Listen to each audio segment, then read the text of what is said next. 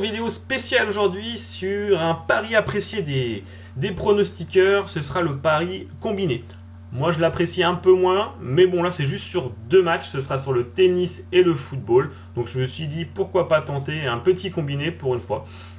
Et donc bienvenue sur la chaîne 100% Multisport, chaîne dédiée au sport, particulièrement au foot et au tennis. Et concernant le tennis justement, le pari d'hier, proposé, conseillé, il y avait un paramètre qui était important et justement on voit que Berrettini a pas fait vraiment son match je pense, vu que Bautista a perdu son match. Voilà, il était un peu en dessous, il pense qu'il va être qualifié pour être dans les 8 meilleurs de l'année pour faire la grande finale. On verra, c'est pas encore fait, donc je vais vous expliquer même pourquoi sur la vidéo après. Donc concernant aussi le match Top Confiance, il est passé tout juste, hein, je crois qu'ils ont gagné que 2-0. Ouais, c'est ça. Non, ils ont gagné 5-0. J'avais prévu donc 2 buts d'écart pour Real de Madrid contre Leganés, donc c'est passé crème. Et ce que j'ai apprécié surtout, c'est que c'était le scénario que j'avais prévu. Et ça, c'est toujours kiffant. Tu dis que le Real Madrid allait marquer rapidement, c'est ce qui s'est passé. Ils ont fait la différence dès la première mi-temps.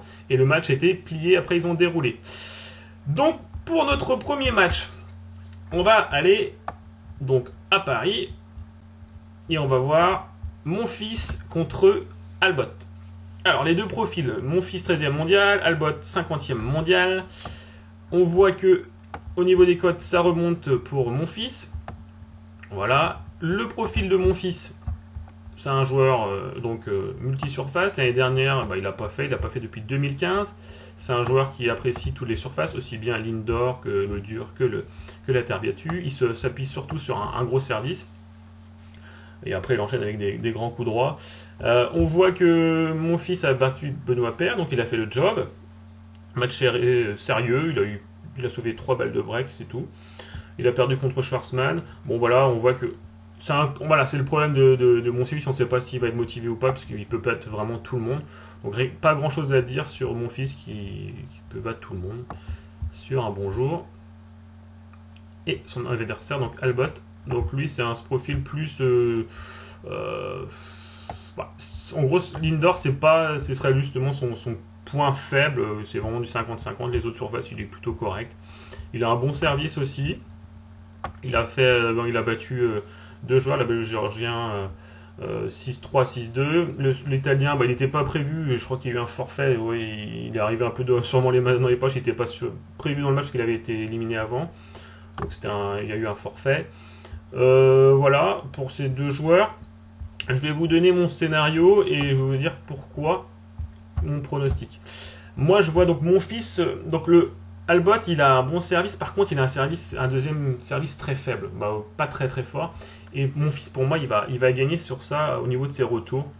Il aura plus d'impact au niveau retour de service sur seconde balle. Et c'est là qu'il va faire la différence. Il va sûrement sauver très peu de balles de break. Monfils sera sûrement vraiment au-dessus pour moi. Il n'y aura pas de souci. Et un autre point, c'est vrai que je vous en parle à chaque fois, mais justement le grand tournoi des top joueurs, Monfils fait partie des deux de rescapés qui pourraient encore changer pour la 8e place. Il reste lui et Wawrinka. Pour que Monfils...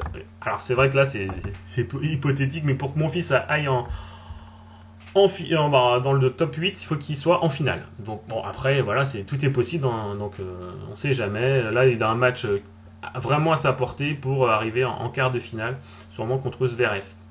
Donc, voilà pour ce match. Donc n'hésitez pas à liker, à partager si vous aimez ces vidéos pour que la chaîne grandisse. Deuxième match, on va aller en Italie. Alors ce sera l'AC Milan contre Spal. Alors c'est deux équipes qui sont un peu dans le dur. On voit que il n'y a pas d'absence notable pour les deux équipes.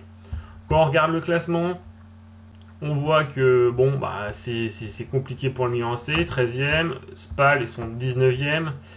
Les dernières performances sont vraiment à domicile. On va partir au global, on voit que c'est très mitigé. Il y a peu de victoires du Milan AC. Très peu, donc on voit c'est un profil à peu près pareil pour les deux au niveau des performances. À domicile, bah, là c'est compliqué, on voit qu'ils ont du mal à gagner. Après, ça reste contre la Fiorentina, Inter de Milan. Bon, voilà, c'est des bonnes équipes en Italie actuellement. Lecce, c'est un peu plus une surprise, même s'il propose vraiment du bon jeu. Bon, Spal, voilà, là, voilà, c'est très, très, très, très mauvais. Très, très peu de buts, même pas. Donc, ils prennent but sur but et ils n'embarquent pas. Et si on regarde les confrontations directes, on voit que Milan AC est au-dessus, donc 2 victoires à domicile.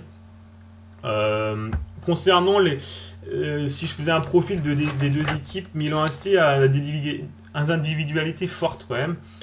Pas exceptionnelles, très fortes, mais bonnes, supérieures intrinsèquement à Spal. Par contre, ils font des grosses erreurs individuelles. Ça, c'est le problème du Milan AC. Spal, bah, c'est un peu. Donc, lui, ils ont plus d'impact. Fort dans les duels et tout ça. Par contre, ils ont du mal sur les attaques sur les ailes. Et on en reparlera après. Et on voit, bon, comme je vous dis, quand on regarde Understat, bah, ce que je vous disais, c'est. Par contre, voilà, ils partent pas. C'est très faible, très peu d'occasions. Milan AC, ils sont beaucoup plus. Bah, ils ont plus de chances de marquer, pour moi. Et donc, moi, le scénario qui pourrait se passer, si je vous donnais mon scénario, je vois vraiment Milan AC qui va maîtriser le jeu. Ils vont avoir, ils vont mettre la pression d'entrée. Pour moi, il faut qu'ils marquent des points. Ils n'ont pas le choix. Et en plus, ce qui est intéressant, j'ai remarqué quand j'ai analysé, c'est que Spal, s'ils avaient une faiblesse, je trouve que c'est sur leur côté gauche, je crois. Non, leur côté droit, au niveau de l'arrière droit. Et c'est le côté gauche qui est plus fort en Milan AC. Donc ça pourrait être un facteur, ça pourrait arriver du côté gauche. Il y a un autre facteur non, je voulais pas le proposer à la base, donc c'était par rapport aux cotes, et je pensais que ça valait 1,40, 1,45 la cote, et là elle est montée à 1,50. Donc pour moi elle devient value. Donc c'est pour ça que je vous la propose. C'est une petite top confiance, je vous l'avoue. Mais je vais combiner donc ce match-là avec celui de Gaël, mon fils. Ça vous fera une cote aux alentours de 1,90, je crois. Donc voilà.